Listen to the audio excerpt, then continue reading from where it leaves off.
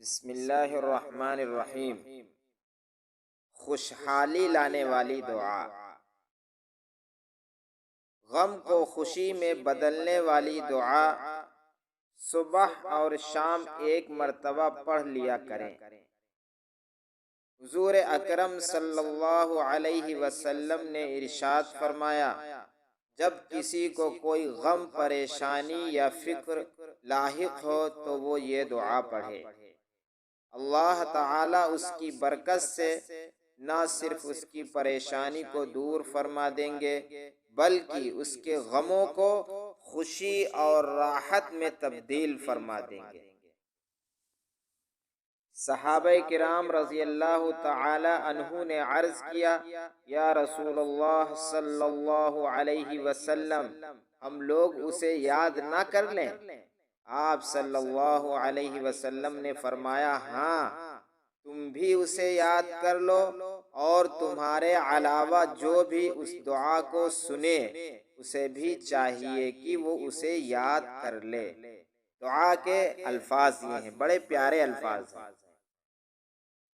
اللہم انی عبدک وابن عبدک وابن امتک ناصیتی بیدک ماض فی حکمک عدل فی قضاؤک اسألک بکل اسم هو لک سمیت به نفسک او انزلته فی کتابک او علمته احدا من خلقک او استأثرت به فی علم الغیب عندک ان تجعل القرآن ربیع قلبی ونور صدری وجلاء حزنی وذہاب ہمی۔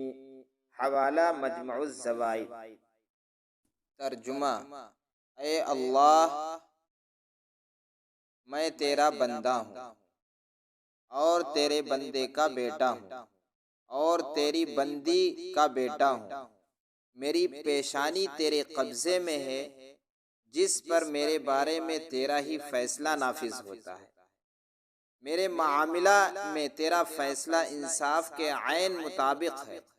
میں تجھ سے تیرے ہر مبارک نام کے وسیلے سے، جسے تو نے اپنی ذات کے لیے منتخب کیا ہے، یا اس کو اپنی کتاب میں نازل کیا ہے، یا اپنی مخلوق میں سے کسی کو سکھایا ہے، یا اپنے پاس خزانے غیب میں ہی رکھا ہے، یہ درخواست کرتا ہوں کہ قرآن عظیم کو میرے دل کی بہار، سینے کی روشنی، غم کو دور کرنے والا بنا دے۔ نوٹ: طالب دعا محمد سعید قاسمی علی پوری گولوی، لکھیم پور، یوپی، اور ہمارے تمام رشتہ داروں اور دوستوں اور اساتذہ کرام کو اپنی قیمتی دعاؤں میں یاد رکھیں۔